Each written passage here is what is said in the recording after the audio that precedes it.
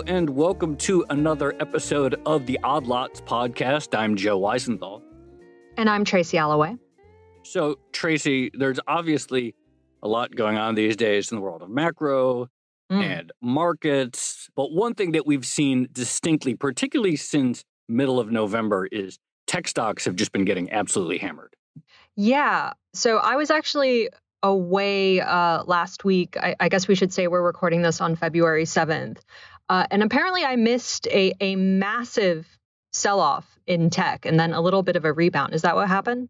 Yeah, I think that's fair to say. I think it was last Monday. I'm sort of losing track of the days. We've had some really brutal sessions, and we had weakness in, I think it was like 2 Mondays ago or something like that. Tech stock just got killed. Anyway, but we've had some brutal sessions. Everything that's sort of like growthy, like people like betting on the future big time got hammered. Also had some specific names, like Netflix really got wrecked after earnings, Facebook in a lot of trouble. And a striking fact that I saw from Bank of America is that in January, like so-called value stocks had their best outperformance relative to growth since 2001. So we're talking like 2 decades, a 2-decade historical reversal here. Yeah. So the thing I find weird about all of this is kind of what everyone predicted would happen, right? For many, many years, everyone complained about valuation of tech stocks. And once interest rates start going up, the air is going to get kicked out of their tires. And that seems to be exactly what's been happening. But part of me also thinks the explanation can't be that simple. Well, the other thing is like, okay, you can predict it, but it does you no good. You could say like, oh, look at all these overvalued tech stocks and look at the multiples, et cetera. But meanwhile, you're like stuck in value for 3 years and all your clients have deserted you. And then finally, January 2022 comes across. But what good did that do you? And I don't think anyone has some like great way of like timing these things. So what good do these predictions do? Absolutely right. So anyway, I'm very interested in what exactly happened, whether this is the end of a sort of era, like for years, anything cloud, anything software as a service, anything growth just absolutely crushed it. So A, I'm curious whether this is the end of that for the time being or whether it was a blip.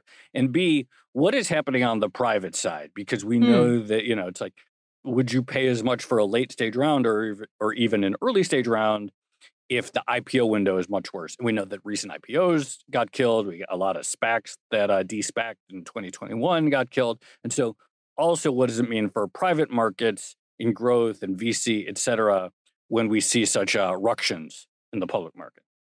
Yeah, it might be a situation where, an illiquid asset like a private share turns out being like a better bet in this environment just because it's harder to get out of. Whereas you can press a button and sell down, Google or Facebook/Meta or whatever, but it's harder to get out of a private company. So yeah, I'm curious to see what's going on with valuations there. I love that. And it's totally true. This idea of like the illiquidity premium, because you can't, the psychological impulse to sell doesn't exist. Anyway, I'm very excited about our guest. He is an active investor in public markets and private markets. He's an entrepreneur. We've had him on before, and he knows everything that's going on in this world. He has all the conversations with all the movers and shakers that can tell us what's up. We're going to be speaking with Howard Lindzon, who is the general partner at Social Leverage. He's the founder of Stocktwits, a crossover investor of public and private markets, always has a finger on the pulse. Howard, thank you for coming back on Odd Lots. Hey, kids, how are you? We're doing great. So what happened? Let's start, what happened over the last month? What happened in January, in your view? What happened in January is obviously prices went down, but what, like what Tracy was saying, this is the most, other than 2008, is the most predicted pullback in history, right? I mean, if we really look, it's easy in hindsight, and I play an incredible corp dev person on Twitter, 24/7, 365. I do free corporate dev work for every tech company. I think there's a couple private market, let's call them big bang. And the first one was obviously the WeWork SoftBank big bang. And no, it's kind of like the Enron thing. Like when WeWork and SoftBank, when that imploded, right? I think a lot of us, including myself, if I could have made one prediction, it would have been, okay, that is that's the end. People will take stock. It's kind of like a warning of like our Enron. You know what I mean? It was like, no one's really watching. It was a great idea and they still it up. What went on? We know SoftBank's been sloppy in the past. And so if you had told me there'd be 20 SoftBanks as a result of SoftBank WeWork, that's just wouldn't have been on my bingo card. And so you've got from Andreessen to Tiger to Coatue to D1 to SoftBank. Everybody now is in a race to index the private markets, not at the seed level, but if you can take 2 and 20 and hoard all the money at the late stage market, I mean, that's a pretty good market to corral versus Vanguard charging a quarter basis point, right? So, the macro environment of money printing, the tech mantra of, look, if you're not in tech, you're stupid, combined with then COVID, which like just pushed forward this digital, everything's digital, like, oh my God, like you're in an accident, you touch yourself. I've been in bike accidents, you touch yourself, you go, I can't believe I lived. And I think that's the way we were in May and June and July of 2020. Everybody called their companies. I was calling all our companies and we were like going remote and people were laying off 20, 30% of their staff, no matter what, because you were allowed to. And things started going upward to the right if you were a digital first business, from healthcare to finance, obviously with the Robinhoods and crypto. And so everybody just, as we do, started projecting things in this new ramp. Here we are, November of last year, rates start creeping up and valuations now are coming down.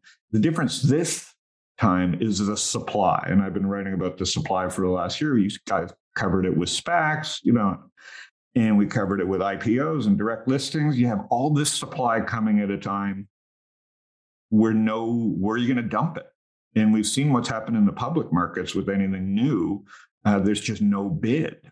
And so if you're a public company that is not indexed in February of 2022, there's no bid because there's too much supply coming at a time when all the crossover funds went left into private markets.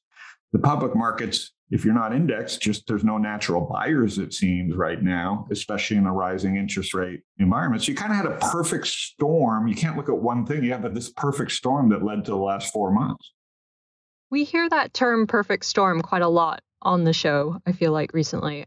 But if I could ask a really basic question, because I think it's one of those things we all assume, but we don't necessarily think that much about the mechanics of it. But can you walk us through why exactly are rising interest rates bad for tech stocks and, particularly tech stocks at very, very high valuations? You could probably blame it on Excel. I mean, if everybody was using pencil still, it would take a few months for people to update their spreadsheets. There's no textbooks for crypto. There's a textbook for stocks. And in the stock textbook world, you plug in a higher interest rate and you pull back cash flows and they're lower. And that's basically it. I mean, we could argue about everything else, but there's a textbook. Joe, does that make sense to you? And Tracy, I don't know another reason. Tracy, what's your answer? I mean, I guess cash flows, opportunity cost, maybe. I just think we have a system of analysts, obviously spreadsheets.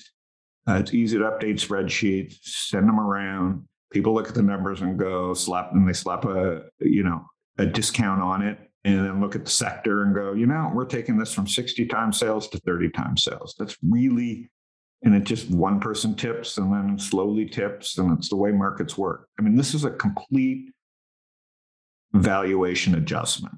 I just don't see the software stocks not growing. They're just, not much has changed other than just how people are feeling about the future. And in the public markets, this happens really quick. I used to think it would happen much quicker in the private markets. The private markets are very crowded. And I can sit on my hands as a seed investor. Now, we have large seed funds and we've been doing this a long time. But if I sit on my hands, the best companies are still going to get funded. They'll get funded at higher valuations, and the returns won't be as good along the line for all the people writing those checks.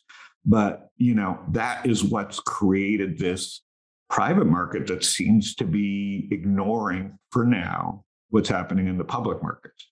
It used to be Sequoia would write a letter or somebody would write a letter saying after the stock market move and say, winter, rest in peace, private markets. Here we are in 2022. No one's writing that letter, but the letter's being written by the public market.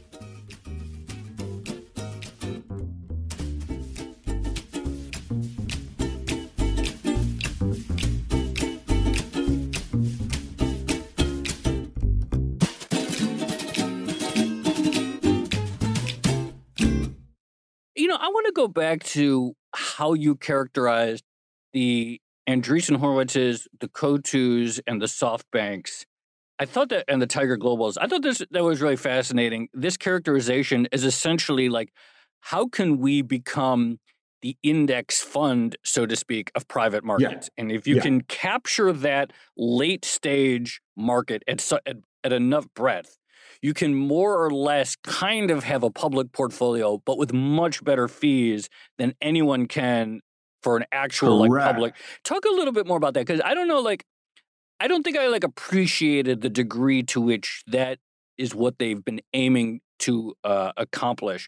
But that feels very interesting. Talk a little bit more about what you see as their real goal here. Well, I mean, these are opinions loosely held. Sure. Strong opinions loosely held, but you can see it happening, right? It goes back to WeWork. The fact that they didn't die, and the Tigers looked at themselves and those idiots can do this. We can do this. And we can do it with a better research. SoftBank was made fun of at the time for going on CNBC. It was a mess. And everybody I wrote about it because everybody had SoftBank in their funds, right? We were in a company called WAG. We write the first dog walking app, which is now doing a SPAC. But we invested in the company at a $4 million valuation, which is what seed investors are supposed to do in 2015, right? It's a hard idea, the Uber of dog walking. Everything, the way it works at the seed stage level. But that made sense. You take risk. You got Google Maps. You've got all the app developers. You can build a dog walking app, no problem.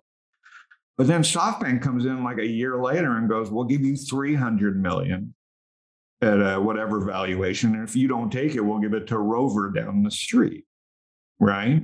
And people already forget that, but that was going on. SoftBank was just trying to take the market. It was genius, evil, and flawed, right? Depends if your Mosset's not flawed at all because you know the end game, but it's flawed for guys like us or people like us at the seed stage who now are locked into a cap table that's got a binary outcome. So if a young company takes $300 million very early on in their valuation, the seed investors' only outcome, if they're not allowed to sell it, and we weren't at that price because that's what they do, they lock up the cap table, is IPO or zero.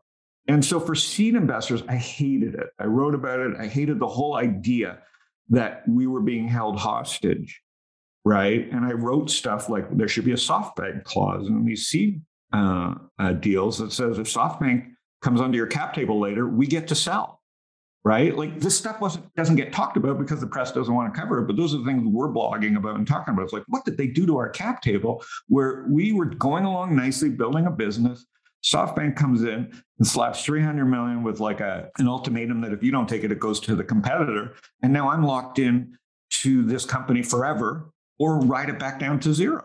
And so it's very rare that a company like WAG can then go clean it up. They bought out SoftBank, they fired a bunch of management after they pissed through a lot of the money.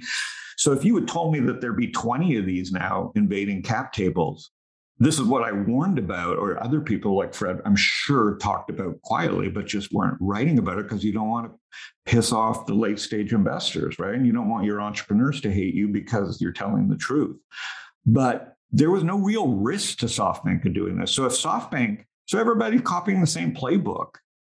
And what's the real risk to Tiger? If they're wrong on 10 of these that they put 100 or 200 million into, not really much risk. Here's why. If I'm Tiger and a company goes sideways for a few years and then needs capital later, they're going to rewrite the cap table. So who loses? The early investors. So I think not enough seed investors have really thought through the mechanics of what could happen, even if you take this late stage money from a Code 2 D1 SoftBank, of what could happen in 5 years, even though your company's doing well, when they need more money.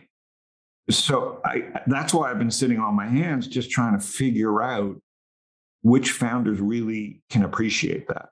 And so there's going to be a lot of great companies that take money from these index late stage VCs that they're a good business. It's not like 1999, but they're not good enough. And maybe the public market isn't ready for these not good enough businesses, as we're seeing from Allbirds to NerdWallet. Are they really meant to be public so young? And so you have this perfect storm of a lot of supply, high valuations, and the private markets are liquid, but only at certain levels. Can you talk to us a little bit about how the dynamic that you just described actually impacts valuations of private companies? Because I imagine, you have the big players out there like a SoftBank, basically a big whale. They come in, make a big injection at a large valuation, and that squeezes prices higher. And I guess they're able to book higher prices as well. But maybe just walk us through like the details of that process and what does it take to actually get a knockback on private valuations when you have these big players squeezing things higher? Yeah, it's good. It's the ultimate question that I have to think about, because when we write a seed check, when I was a kid, seed stage was 1 on 3, and Joe knows this because we were seed investors in Alley Insider, and Henry Blodgett at the time got a good valuation, which was like a $6 million pre-money. At the time, that was like double what was normal. But that was a great entrepreneur who was like, the world was different. So the biggest thing I can think of, and this is just from my own eyes and ears, Tracy and Joe, is in 2007, 8, 9, 10, running around to Techstars and Y Combinator. And there were 100 seed funds, from Jeff Clavier, Fred Wilson, Roger Ehrenberg, Patrikoff. There was you knew the seed investor, right? And there were 1,000 companies a year, let's say. And you flash forward to 2022, there's 1,000 seed funds out raising capital right now and 100,000 companies a year. So really, the tech boom's just, the cloud and software, and the deflation in starting a company has created this market where you have, and then you have COVID, which distributes all the talent around the world in different weird ways that we'll be feeling forever. And so and then you have Substack, which everybody thinks they can be a venture capitalist. And then you have Mark Andreessen and all these smart people that have been in the industry for so long working the system. And you have this incredible change in the market where the seed investors are the new startups, right? And what we've done, and I can only tell you what we've done. I can't tell you factually what's going on. The data is in our eyes and ears as social leverage. What we've done is said, we were good seed investors, and maybe we weren't so good. It was just there wasn't a lot of supply. The network, though big, was contained. You read Fred Wilson's blog, or you read TechMeme, and you read TechCrunch, and you were in the know. And everything was Silicon Valley or New York or maybe Berlin. And Beijing was still working back then. So you could structure your business in that way.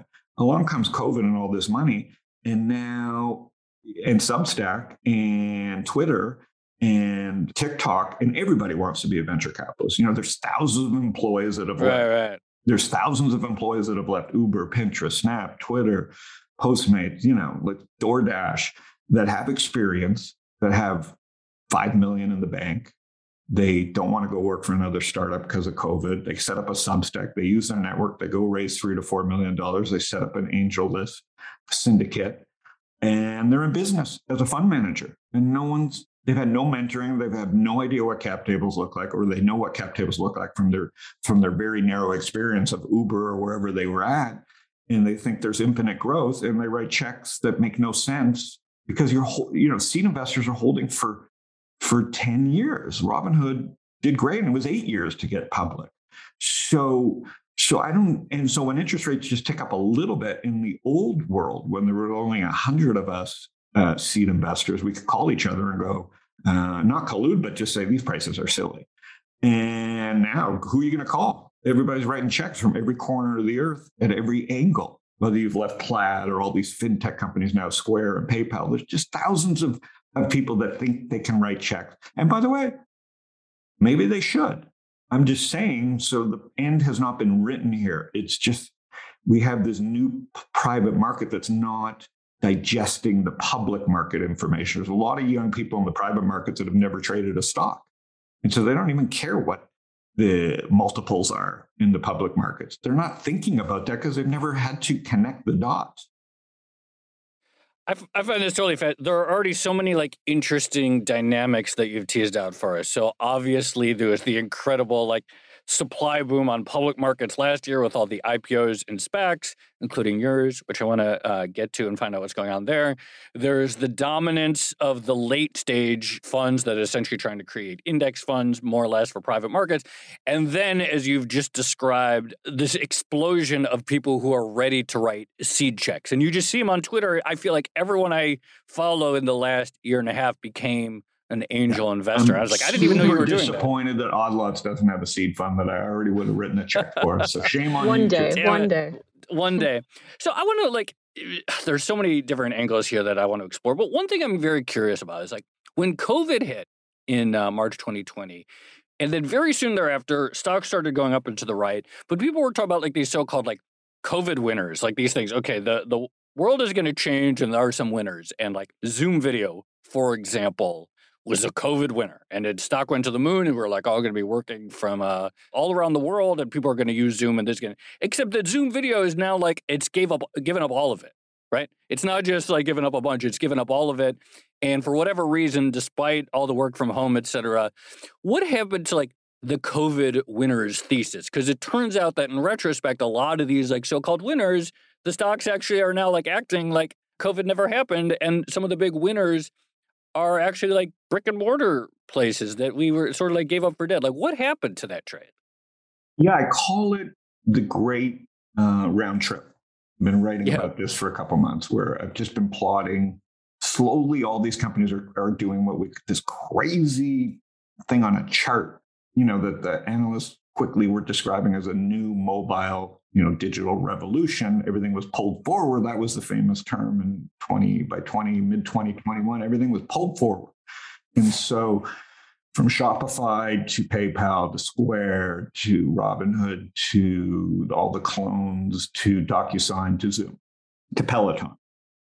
And now we got to go back and look at those humps or those accelerating up and the quick give backs. We've gone up and come right back down. And this is how markets work. But there are companies like Zoom. You and I, the three of us are on a Zoom right now. There are companies that have those margins whose business will not go away, and the stock just got ahead of itself. And there are those businesses like Peloton who started to believe their own, or whatever we want to call it. And they were great founders and great teams that saw growth that was just like, and even in Robinhood, like there was just this growth that they had to deal with. And you also had this moment of growth where companies that were built in the physical world had to go remote. And now that's becoming a pain because they piled on all this growth and all these new people by Zoom, but they weren't built for a remote world. They were built for they were built for this transition. And now that growth may not be there. And what are all these people on these distributed Zoom chains supposed to be doing all day?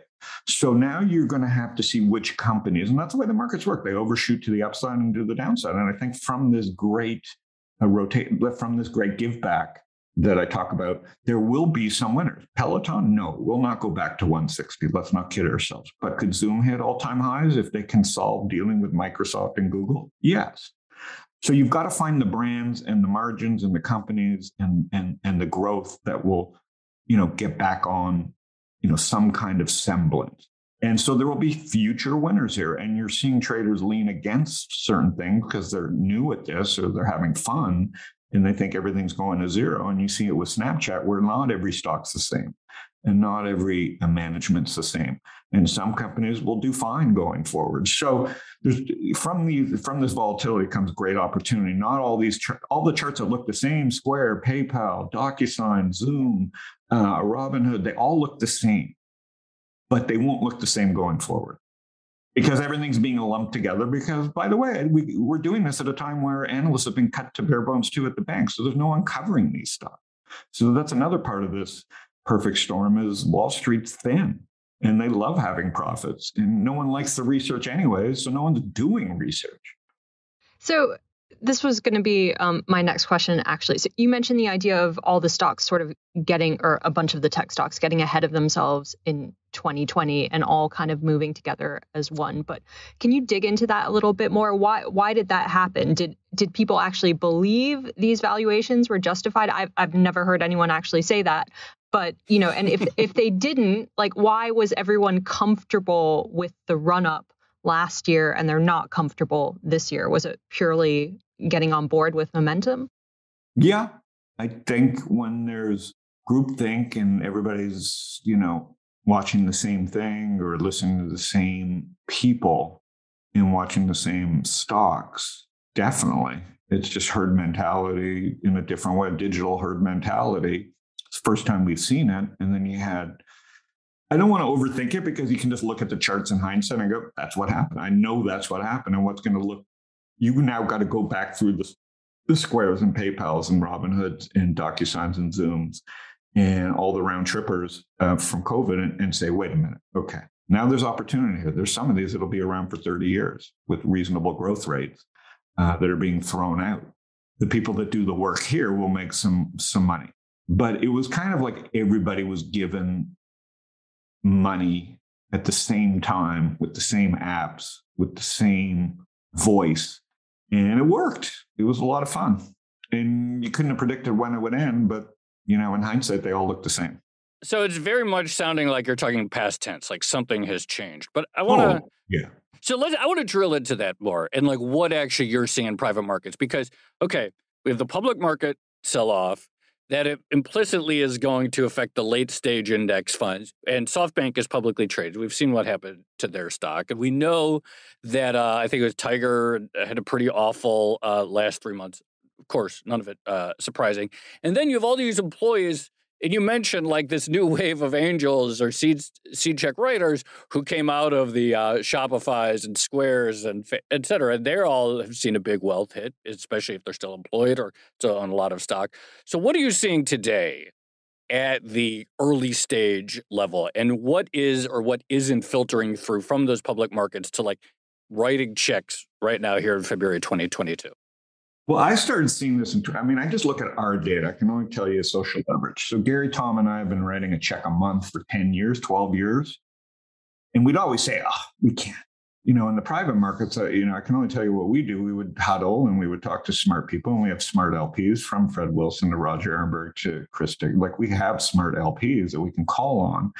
And, I always used to say, you can't, at the seed stage level, if 5 great founders walk into your office or you get pitched in a row, you can't like time the market. You can't just say, well, we just wrote 3 checks. Can't write 2 more.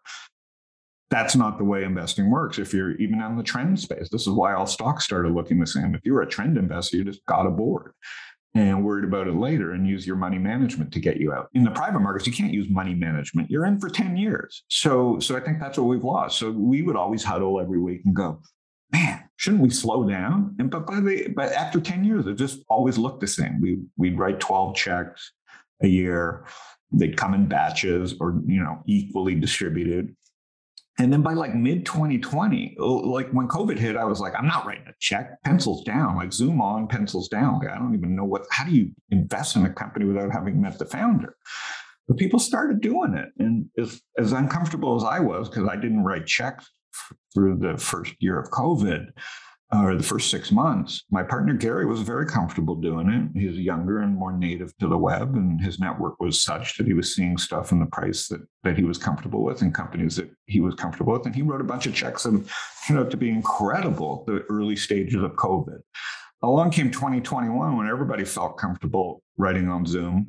And the prices were such that every time I got a call from a founder, I was just sitting out. We went from like YC $10 million valuations to like non-YC $20 and $30 million valuations. And just saying no didn't mean a deal wouldn't get done. Deals were getting done. So I look back at our numbers from 2021 and we wrote 2 checks. So there's a data point from 12 years of it's not like I'm scared and it's not like I'm not looking as hard or my network isn't as big. It's just nothing was lining up for us. But that didn't mean deals weren't getting done. It was a record year in venture capital. So I don't think we know yet the long-term repercussions. We're just starting to see it. If any Tiger check in fintech that was written last year is down 40, 50%. They may not say that, but like, look at Square, look at PayPal, look at Robinhood, look at Futu, look at Tiger, look at anything. So they're sitting on whatever vintage 2021 was. It's a disaster right now, but it's early. But I think the returns now going forward from all that, even if these companies recover, you have to make back 100% of your money into these valuations. And this is what I go to earlier. Maybe Tiger doesn't have to make it back because they can put in more money later and change the cap table, whereas the seed investors can't. So I don't think we've seen the true problem in private markets. And that will be LPs finally saying, man, you know what? I've gone quarterly letters for 4 years and nothing's working. And so it could take a couple of years for LPs to finally say, I'm stuck here and I haven't seen any markups or any returns of capital. So the lag could be huge at the seed stage. And, that's what I have to worry about with my partners. And I have to tell my LPs, this is why we're not writing checks. Writing checks just because you can is not the business. You write checks into great founders with great teams and good TAM. Just because the TAM's big is not good enough. And I think we're seeing a lot of investors invest on TAM. So two things here. You sort of teased it just then, but like one, how do you think venture capital behavior could change in the future given this experience? And two, how patient are LPs when it comes to sitting out of the market for, a year or possibly a couple years? Joe mentioned in the intro this idea that, well, everyone knew that publicly traded tech stocks were overvalued and they would probably get hit when interest rates started to rise. But on the other hand, you were sort of forced into them because if you didn't buy, then you missed out on years of performance. So is it a similar story for venture capital, or are people more willing to kind of wait it out? Well, it's a coyote in the roadrunner, right? The legs are spinning over the cliff. We don't know how far the cliff is. It took forever to get family offices and people comfortable. And then you have the incredible AngelList product, and you have like I said, you have Twitter and all these people networking and thinking their deals are the best. And people are the best. So it took an incredible amount of time to onboard all these people. It will take much longer than people think for people to look at their statement and say, wait a minute, this is stupid. I could have just bought the QQQs or the SPY and had liquidity. I don't think what people are factored in, because they weren't public market investors until 2020, is how hard it is to get QQQ type returns that we've had the last 10 years. Like the QQQs, the triple Qs have returned like 20-some% a year for the last 10 years. I mean, what is wrong with that? Why are people like shunning that at a time when, I'm not saying they should rush into QQQs, but I've always said, like, what's wrong with 20% a year, even with the volatility? Because you get the liquidity. Now people are like chasing 20% a year in the private markets where you're locked up for 10 years. I mean, that just makes no sense to me. And so I think it makes sense for Tiger, who is saying, listen, we can go to our pensions and offer them 18 or 23% a year. You know what I mean? To get and I get that pitch. And that's the pitch. They're just going, look at the QQQs. If we could have got you all these QQQs before they went public, all these companies before they went public by 2-3 years, isn't that? And, you can sell them on the unsuspecting public and get liquidity in 2 years. So you're only going to be locked up for 2-3 years instead of 10. And everybody signed up for that. And that'll take a while for it to filter back to, because it's not like, okay, so I'm sitting on my hands because I've done well enough and I've seen enough markets, but not enough people are sitting on their hands and saying, guys, you've got to pay me for this 10 years that I'm your partner. I'm not just tweeting about you. I'm helping you hire. I'm helping you recruit. I'm taking huge risk. I'm not going to invest in your seed stage company unless I have 10 or 15%. In 2006, it was like 30% the VCs were taking. And now here we are in 2022, and seed deals are getting done for 4%, 5%, and that's just too far the other way. So the pendulum's got to swing back somewhere closer to, seed investors get 15 to 20% of the company, and we're not close to that.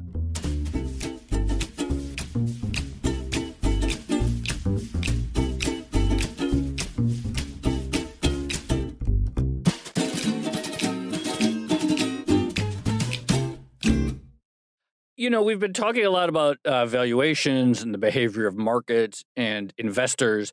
We haven't talked much about fundamentals, but I am curious, you know, all these cloud companies, how much has their growth essentially or in part been essentially their revenue is another startup's cost. So it's like you have tons of new companies flooding the market all the time, flush with cash from all these seed stage checks. And all these companies they launch and then they have to go out and buy their suite of cloud products to operate the business. I think it's sort of well known that Y Combinator companies, for example, often other Y Combinator companies are their first set of customers. Are you concerned that a sort of slowdown in markets, slowdown in financing actually does translate into a real world, our TAM or our trajectory of revenue is not going to be what we thought it was in this environment of a cooler activity? It's the question, right? You're trying to project if this is a 1999 moment. That's right. Yeah. And so we're all should be thinking like that. But no, obviously it can happen again. So I'm not saying, take my advice. I'm just saying I'm super bullish on the cloud. Here's why. Because you do have real effects from COVID. You do have distribution out of Silicon Valley and founders moving across the globe. And they are not scared by failure. That failure mentality to Silicon Valley is something. Right? There is less shame in a startup that fails, as there should be. We need progress. So I'm not buying the 1999 scenario, even if rates doubled from here. I am buying valuation retracement because there's more supply. If you go from 100 angel investors to 1,000 angel investors, that's just putting money out there. So you're going to have startups, I think. You'd have to ask the question, what's going to take for a bunch of Howard Lindzons and social leverages to sit on their hands? I don't know that yet, right? Right now, I'd like prices to come down, but just because I would want them to come down doesn't mean they will. Which is why we're investing in other funds at social leverage, and we launched an emerging manager fund in case we're wrong, right?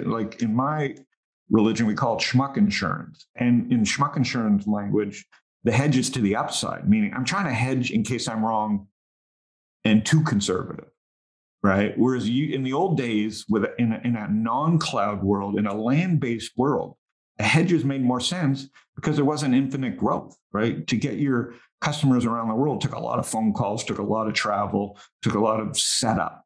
Right. Just to set up an office. Today, you're up and running in 40 countries overnight if there's demand, if there's product market fit. So you have to factor that stuff in as well. So I don't think we're 1999. I think we're in a place where there's just a lot of good businesses. They're just priced wrong. Beyond clouds, where do you see opportunities at the moment? Well, there's opportunities everywhere if stuff is priced right. You have to get investors that say, okay, I can make money if you're not a unicorn. Meaning, in the old days, we were investors in LifeLock, which sounds like a great company, but in the end, it was bought for $2 billion, but it was still a home run for us, or Golf Now, or Buddy Media, or Alley Insider, which were sold for way less than $1 billion, but would help people return their funds, And now, because of pricing, you need decacorns for some of these seed funds. They're not doing the math, but I'm doing the math because I've seen the math in my own portfolio for people to return their funds. So this is still, like I said, going to come down to LPs opening their statement and saying, whoa, I could have just bought the QQQ or the SPY. Just like investment advisors get fired now weekly because there's so many RIAs and there's so many people that can offer indexing and asset allocation that people are moving their accounts all the time. And that will eventually, you can't just move your account if you're in a seed fund. You're stuck with the person. And so that's going to create a lot of bad will and a lot of tension that no one's really talking about. Howard, last time we had you on, I think it was last summer 2021, or maybe spring, and you were doing a SPAC. And we've seen every SPAC, most of them anyway, get obliterated in the sell-off. What's happening with yours? What happened with where social leverage is? Give us an update. I don't think I can tell you. I mean, I'm really glad we have a great team and we sat on our hands. We were just like, hey, as I talked about it on your show at the time, it was. So did you ever buy a company? We had done a few offers. We've learned the route, and I'm very excited about our team and what we're doing. We have not won a deal in the past. We still have a year to go, and we feel really good about where the markets are because everybody, like I said, is excited to just sell SPACs just because the previous batch have been a disaster. So the short sellers are in control. There's no bids, just like I said. If you're not indexed and you have a bad reputation, and people, the mob has now turned against SPACs, you have a seller's market. So I think part of just like with our seed funds at Social Leverage, we just sat on our hands last year, and we're very excited that the power has shifted, right? If you're a company that's growing, that needs to be public, to tell your story and to raise capital in a different way, now the market switches. So those $3 billion valuations become $1 billion because, as much as we make fun of SPACs, now the SPACs, the good SPACs have some power. So I just think you're going to see some interesting deals out of the rubble, is what I would say. And not everybody should have a SPAC, just like not everybody should have a seed fund, just like not everybody should have a venture capital fund. I mean, it does feel like much in the same way that very high tech valuations have come down, as everyone predicted. It does seem like a lot of the criticism about SPACs over the past year or two seems to have been borne out, at least looking at, the share price. What do you say to critics of SPACs or people who say that, well, the past year kind of proves that these things are opportunistic market vehicles that are taking advantage of investors? Well, taking advantage of investors is a bit of a comedy, and I'll say this because I'm on every side of the table here. I'm watching sports this weekend, and we can't trade crypto in New York. Nobody can get a crypto license in New York, but like DraftKings and FanDuel are on all day talking about 30-1 YOLOs to your college kids. So we can't protect everybody. People at some point have to be adults in this country, and we can't just fire everybody and shame everybody and stop allowing people to invest and, in some cases, unfortunately, blow the family nest egg. So I'm very pro SPAC. It's a feature, not a bug. It has become a bug because guess what? COVID, people were bored, banks needed to make their numbers. There's 1,000 reasons. It's not just Chamath's fault or this person's fault. There's bad behavior on every different level, from investors to syndicates to bankers to promoters. And the market just got too much supply. But SPACs will be around for 100 years, but we're definitely in a world where crypto now exists, and the new promoter sits in a Discord room, and a person with a great network can monetize, with a great financial network can monetize their network without doing a SPAC, right? It just comes down to the economics, and good deals will get done with great teams of great companies. And these are the times they get done, when no one wants to do a deal. Like, good luck trying to get a pipe done today. But that's when you're supposed to do deals, because now prices come down to a point where both sides of the table sit down and go, guys, if we want to get this deal done and we want it to trade above 10, why are we having this discussion unless we are all aligned to do that? So I think that is needed to happen. And there's always going to be a certain percentage of SPACs, a low percentage, that work, because not every company can be a winner. You said you bid for some deals, you didn't win them. You're probably happy, huh? That you did. The winner's cursed, I'm guessing. You have your price, the bid goes in, and you're like so far away. You're like, I don't even know why we're doing this. And so you sit on your hands and you risk losing this. Again, like, people don't understand the risk here. Like, we risk losing our $8 to $10 million that we put up as a syndicate. Some people rush because they're want to save their 8 million or turn their 8 million into 50 and to do any deal. That's what those are the incentives. But there is risk, and hundreds of millions of dollars could be lost if deals aren't done. And what investors should do is talk to management, look through the S1s. I mean, how hard is this? What's so funny is everybody's complaining, but there's never been an easier time to do due diligence. So at the same time as everybody's up in arms and wants someone to pay the price for all their mistakes, let's be honest. Like Tracy, you and I can get on the phone or on Twitter, on a Zoom, and really narrow in on some things, and then go do our due diligence and get better due diligence than Goldman Sachs. So there's no reason why someone has to buy it. No one told you to buy a SPAC. And if that person told you to buy a SPAC, I mean, be careful of that person. You were a pre-IPO investor in Robinhood and have talked about a long time. Another IPO that's done, it was terribly, it's also like, part of the zeitgeist in a very big way over the last 2 years in terms of retail investors. And so many retail investors have now actually seen a bear market in a way that for a while they hadn't, or seen a lot of money. What is the future in your view? Just real quickly, do you still own Robinhood since we've been talking about it? But more importantly, what is going to become of this movement? Or this meme or this thing of like the retail mania? Like, where do you see it going now after the pain of the last year, basically? I mean, how much time do you have? Do you have 2-3 hours? You could take a few minutes. Like, what's going to happen? Or do you own Robinhood still? Yeah, of course. So, let me do full disclosure. Yeah. Seed investors, huge. This is everything that we wanted to see happen in 2008. The goal was to disrupt with Twitter and Stocktwits. I always thought that the E-Trades and Schwabs were going to be disrupted with better UI. This is a UI thing, right? When the iPhone came along, it took forever for Robinhood. 2014, people people need to realize fintech was 7 years behind. Still, crypto was like a joke, and even today you can still call it a joke. Most people do, not me. But so it took 7 years for Robinhood to exist in an iPhone world, right? And so we're at the beginning of the beginning of the beginning. I'm not saying Robinhood's going to win, but I do own Schmuck Insurance, meaning I don't run the company. I'm not on the board. I have no insights that are going to blow people's minds here, other than it's still a $12 billion company that was started in 2014. And we can argue whether it's worth $12 billion. I'm long. So at $12 billion, I'm going to, my Schmuck Insurance is to the upside. But in full disclosure, when it got to $1 billion, we invested at a $10 million valuation post money. When it got to $1 billion, it was not hard for me to sell some. And just think how stupid I feel for that.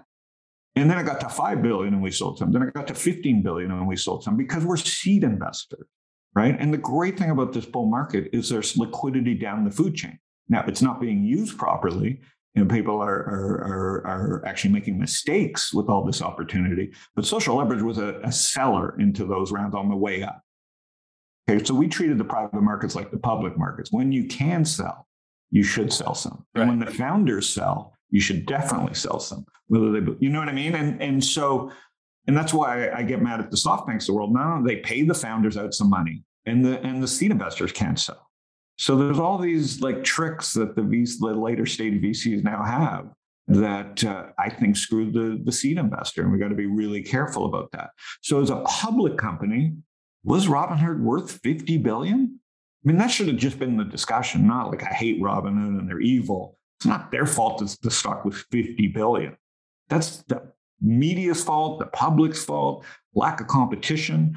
But, we're an investor in a company called Alpaca, which is now powering the next Robinhoods. And I can tell you from their numbers that I'm not going to share that there is going to be 1,000 Robinhoods, right? Just like there's 1,000 gambling apps. And the next Warren Buffett could be in Eastern Asia, or it could be in Brazil, because they're going to have access to the same markets that Warren Buffett had access to. So this is not at all over. The question is, who's the winner? And for me, it's more a question is that with Robinhood, I always loved their attack on gray means stop. Like the SEC, in China, like gray means go. Like we'll worry about it later. Guess what? Now they're worrying about it. In the US, Robinhood did what I think is the right thing and got approval by the SEC. Now the SEC is showing how awful it is because they can't make decisions, and they're holding out the one example, whereas crypto doesn't ask for permission, right? And will beg for forgiveness. So if you had told me that it was easier for Coinbase or FTX to become Robinhood than it was for Robinhood to become crypto, I wouldn't have taken that bet 3 years ago. Today, my only thought is Coinbase and FTX have done a much better job in a world where it's easier for them to become brokerages than it is for Robinhood to become crypto. So that's the only change in my thinking, is that, Coinbase, and that's why I own some Coinbase and some FTX, is that it's easier for them in a world of APIs to become Robinhood than vice versa. And so that is affecting valuation. Howard, it's always a treat to speak to you. And once again, I feel like because you have your, so many different parts of the market, you have unique insight. And thank you so much for coming back on Odd Lots. I write about this every day in bits and pieces, including about my prostate on my blog. But hopefully I won't get canceled. I think I said I don't think I said anything too crazy. You didn't say anything bad. Thanks, Howard. Thank you, Howard. That was great. All right. Thanks, Tracy. Thanks, Joe.